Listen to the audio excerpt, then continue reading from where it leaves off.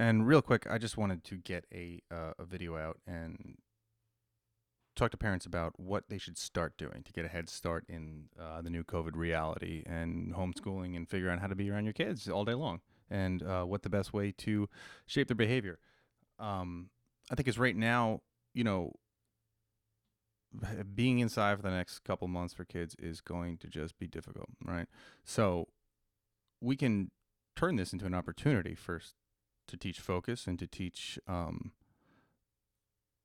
way to use your time in a constructive manner. But that's going to take organization from parents as well. So the first step that everybody's going to need to do, and again, a lot of the stuff that I'm going to recommend is going to be a little bit counterintuitive, but you need to limit your kids' recreation activities. That doesn't mean their usual recreation activities in the sense that like the stuff that reinforces them, the stuff that they love to do, the stuff that you don't have to ask them to do, right? You don't have to ask them to play Minecraft for whatever how many hours to get on Roblox or whatever it is. That's what I'm talking about limiting. So on the iPad, on the TikTok, on the whatever it is, man, what you're gonna need to do is cut that down big time, more so than you ever would have. And right now, parents are like, well, how the hell do I keep them busy?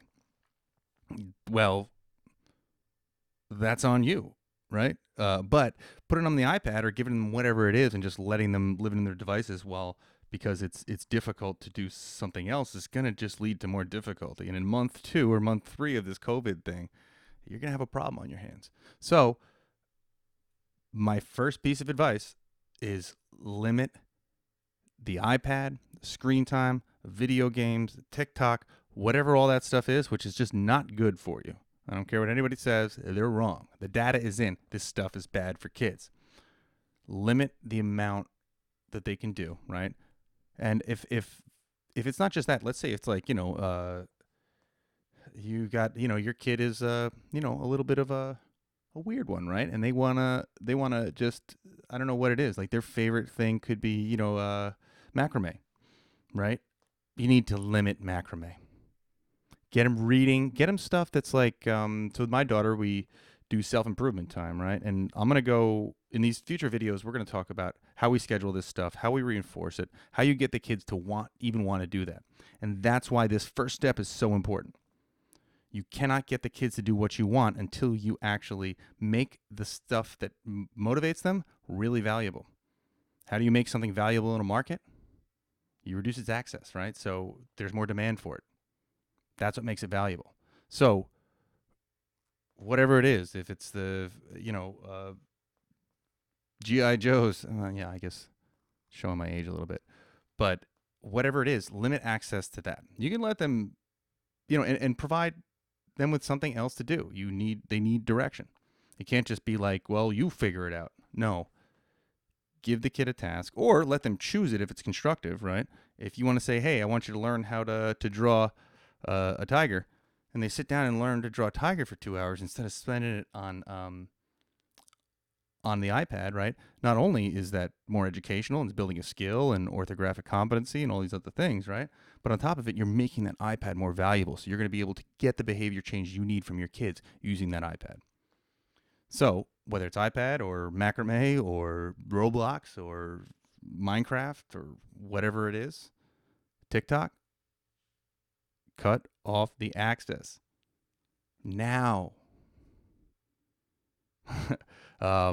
Okay, that's my first piece of advice. I think next video I'm going to talk about how to motivate the kids, right? And using a token economy, which or not really token economy. It's a variation on the token economy, I should say. It's which is basically like you create a currency for kids to be able to cash in to get what they want. So it's a quid pro quo, if you may. You exchange one thing, like if I say, I want to see you make your bed every morning, and I'll give you 5 points towards this 100-point total if you make your bed. And at the end of making your bed, you know what? You get a whole day on the iPad. How about that? How about I don't limit your access to the iPad at all that day? You get that whole day. And after you start restricting their access, boy, are they going to be motivated to get there for you. So I'm going to show parents how to set something up like that, how to figure out what actually motivates your kids rather than just what you think you want your kids to be motivated by, which are two very, very, very different things. And the reason why I call my intervention based on that a boss bar is because a lot of the times, what a lot of the kind of, worst behaving kids, they want control. And so, you offer that to them. So when we do in the schools that I work, well, we offer a kid to just say, you self-direct your day.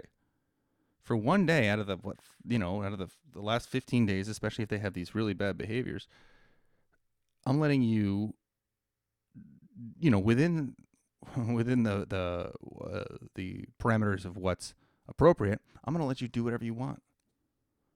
Right? So, and one of these kids that had one of the kind of the more acute behaviors, what he wanted to do was help teachers, which you never would have guessed. But he wanted to be useful. He wanted to be part of a group, which again, if you watch my last video talking about group belonging and being useful in a group, is one of our core motivations for every single person, from maybe not like infants and toddlers, but beyond that to later adulthood.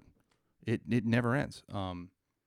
So limit access to the fun stuff. If you eat cake for breakfast, lunch, and dinner every day, it doesn't taste like dessert. All right? I'll catch you guys next time. Toodaloo.